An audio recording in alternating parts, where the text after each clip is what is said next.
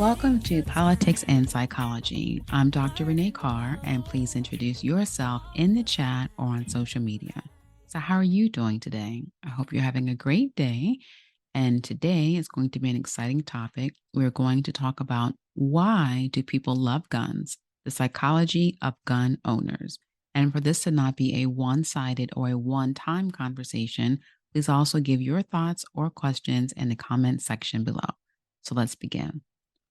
I'm interested in this topic because with such an increase in children who are being shot and killed using guns, or a general public being killed by guns, there is an equally increase in an avid protection of guns. So there has to be a psychological reason of why there is a need rather than just a want.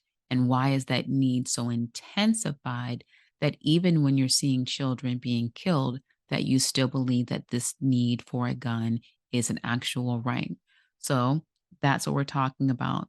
The symbolic meaning of guns is why it has become such an attachment to guns and gun rights and gun ownership. When a person says that they need something, not like I need a latte, like I need a boba tea every day, but if they need something, then what they are saying is that this thing, this person or experience is essential to their life and their well being. And the psychological experience of identifying or saying that you have a specific need reveals that you have an emotional or a physical attachment and that you are now required to have this thing or experience for your life to be safe or to have meaning. Now, the most common emotions that come up whenever you say that you have a need are one, love, and two, fear, either going toward love or going away from fear. Or it could be a behavioral motivation to obtain or more maintain a sense of physical safety and security, or a sense of personal identity and beliefs about yourself. So, how does this need develop? Well, one out of three Americans actually own guns. Two in every five people live in a household with a gun in it. And this equates to more guns in America than we actually have citizens. Specifically, for every 100 US citizens, we have 120 guns. Many adult gun owners are children who grew up in a household with guns. They had a gun in their family that had been passed down through the generations. They might have even received their first gun as a present. So the first gun usually could be considered a rite of passage, a source of pride, especially if that child was going out on his or her first hunt.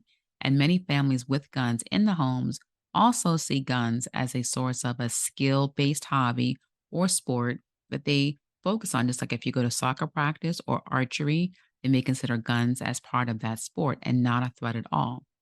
Parents often help their children fine tune these gun handling skills and they promote them to go to the shooting range and even to gun shooting competitions. So, this causes the handling of guns and the ownership of guns to be associated with a feeling of pride and a feeling of self confidence. And these feelings can cause the owning of guns to also be associated with the need for self understanding and the need for self identity. So, do you see how if you have a gun, the typical psychology profile is the association of a need to having this gun ownership? So, we're seeing social needs being met, we're seeing achievement needs being met, and we're also seeing a sense of belonging through either your family by passing down this gun, the particular guns, or passing down the tradition of having gun ownership and hunting as an activity that you might do with your family. But having constant exposure to guns is what creates a gun social culture. This could be where you're collecting guns, shooting guns together, going to target practice or shooting competitions. All of these are done with not just the family inside the home that has a gun or the individual who has a gun, but it becomes a form of social interaction that satisfies psychological needs of belonging or friendship. And it can also fulfill a psychological need of mastery if you have a gun collection or your shooting skills then become admired by other people in your group or in your state, And so then you have a sense of prestige that comes along with these gun ownerships. So we can see then that for many gun owners, having a gun is part of their personal and their social identity. The majority of gun owners also view gun ownership as a source of protection, and guns then become viewed as a psychological need or a sense of physical protection. In a study of gun ownership and psychological needs, the majority, meaning 63%, of gun owners saw guns as a symbol of freedom for them, and 59% claimed that guns made them feel safe. So it makes sense that if you have social, emotional, and safety needs attached to this object, and this object is a gun, then you would fight very hard to keep this need because it means so much to you on an emotional, social, and physical level. Now, let's look at the actual gun owner profile.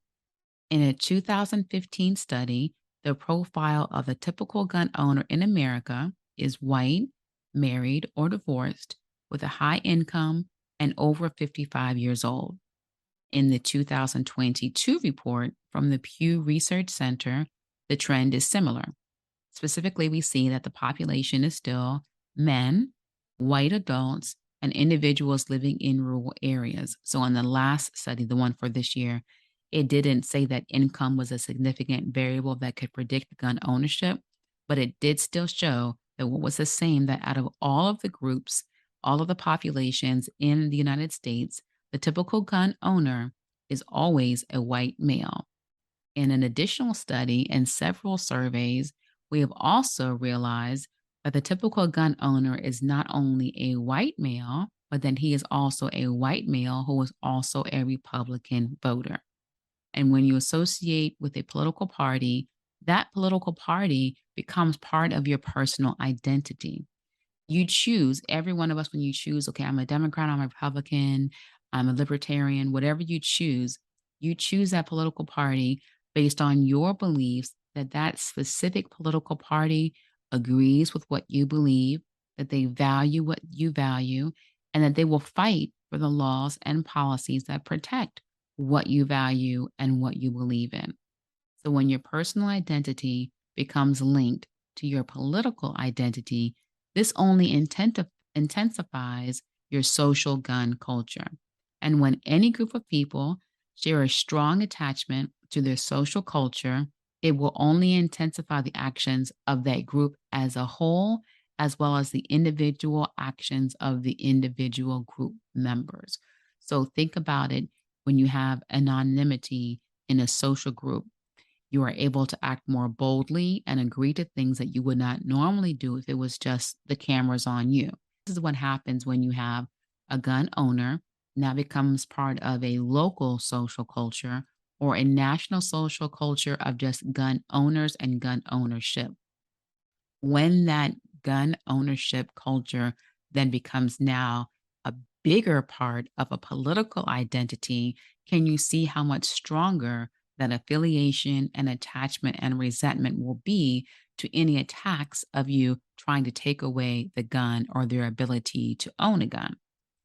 So, this is the core reason why the majority of Republicans have a strong attachment and emotional reaction to gun ownership and gun rights. In a 2014 General Social Survey, we saw that half of Republicans live in households with at least one gun, which is twice as high as ownership among the homes of Democrats or independents. And in another 2022 survey, again from the Pew Research Center, it showed that Republicans in Congress are about three times as likely as Democrats to indicate that they own a gun.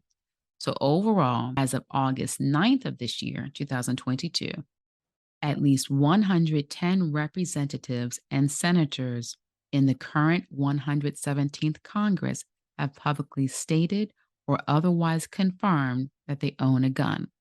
Among three-quarters of these, so 77% specifically, are also members of the GOP, while 23% are Democrats.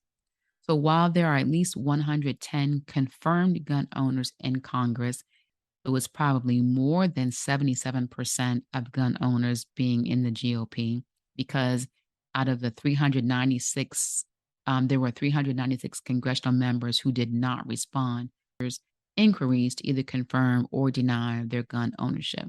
So usually if you're denying something, it's because you don't want to admit something, because you don't want it to be on record or to be held accountable for that. So with such a large number, meaning the majority of Republican congressional leaders also being gun owners, it's very clear then that gun ownership and gun ownership identity is strongly tied to both Republican leaders and Republican voters. So when you add politics to personal identity, your personal identity can then be manipulated for votes. Political candidates will often use messages with emotions that excite you or anger you. And gun ownership is one of the most divisive politics issues in our country right now. Both Democratic candidates and Republican candidates use campaign messaging and their TV ads that evoke anger and fear as it relates to gun ownership. So the positives, the social benefits, the psychological benefits are not being touted. Instead, they're using those experiences and those emotions of fear to make you vote how they want you to vote or to advocate for policies that they are pushing. So let's explain why we would have Republicans, voters, who are resisting any type of messaging about not having guns. If a Republican voter who is a gun owner is then being told that we are focusing on gun rights, gun right advocacy, or taking away or limiting gun ownership, then of course they would have a psychological reaction, which is very intense because for them, gun owners have associated the guns as a psychological need for belonging, love, and protection. So when gun safety advocates discuss restricting access to guns in any kind of way, it will make these gun owners and potential gun owners interpret these conversations as very real threats to their identity and their ability to protect themselves. So this is very understandable. You can see that anyone trying to threaten what you believe is personally yours as a right to your identity and your protection of yourself, your neighbors, or your family would make you want to even react in a more stronger way or in a more defensive way. These are natural psychological and behavioral responses to when a person feels threatened and defenseless. Again, the problem is that when you believe that you need to have a gun to protect yourself, then we have to then wonder, okay, well, how do you define a threat and what would constitute a need to protect yourself? When a gun owner is not psychologically healthy, has low levels of self esteem, or has strong racial beliefs, then their sense of a need to protect themselves becomes dangerous. There was one doctor, Dr. Bernardo, was a researcher who conducted a study in 1985 and then again in 2010. And he wanted to study the primary motivation and the beliefs behind why people would have such a strong attachment to guns. And he found that in 1985, the ownership of a gun with the primary reason to protect oneself was heavily focused and influenced on racial prejudice and the perceptions of crime. Now, this was found to exist even when there was no actuality of crime being present. So, this showed us in this and other studies that the need to feel safe is different from the actual experience of being safe, and that individuals who buy guns and use guns for the sense or for the sake of quote unquote protection are more likely to have social, racial, or gender concerns based on who they feel is a physical threat to them. In the 2010 study, what he also found is that Americans, regardless of whether they're Republican or Democrat, he found that Americans were faster and more accurate when firing on armed Black individuals than when firing on armed white individuals. Americans, both political parties, are also faster and more accurate in electing to hold their fire when confronting an unarmed white person, but not when confronting an unarmed Black person. So, Whenever you are perceiving a threat, you're going to respond in a way to defend yourself. But if your sense of threat is tainted by your prejudicial beliefs, then you're going to see, in this case, Black people, brown people, as more of a viable threat than you would your own race. Also, those with obvious racist beliefs and not just prejudicial thoughts, obvious racist views are also more likely to oppose gun reforms. Specifically, they found that the impact of their racial beliefs was so strong that even just living close to a relatively large Black population was enough to meaningfully, meaning it's very obvious, increase the gun ownership in that next neighborhood, in that next town, among highly prejudiced or against racist men. And this was even in the absence of any real concerns about crime. Even when the crime rates were low, people who already had high prejudicial beliefs or racist beliefs were more likely to advocate to have a gun and to have gun ownership and more likely to oppose gun reform just because they lived in a neighborhood or in a state that had a relatively large Black or African American population. So, for this brief conversation on the psychology of gun owners, it's important to remember the information that most people are very strong advocates of having guns, mainly because of the psychological attachments to it, and there having been a social culture that reinforced that having a gun is a need. There's nothing wrong with that. One where we can stop having such division in gun laws and division in who should and should not have a gun is to recognize that if we focus on balancing the use of the Second Amendment for everyone to have the right to bear arms, but balancing that out with understanding that the need to bear arms is often tainted by the psychological state of individuals who are either experiencing psychological imbalance, having strong racial or prejudicial beliefs, or are so ingrained into a political party that promotes same group thinking, even if it doesn't make sense, even if children are being killed or random strangers are being killed in the parking lot because of the freedom and the accessibility of guns. By using this balanced approach, not only will we be able to make smarter decisions about to whom we give our dollars and our votes, but we can also have a balanced approach to making sure that there is equality and there is justice, and not only the right to bear arms, but the right to live. So that ends our time for today, but please continue this conversation and remember to do so using science and love. Walk the path of light. And if you run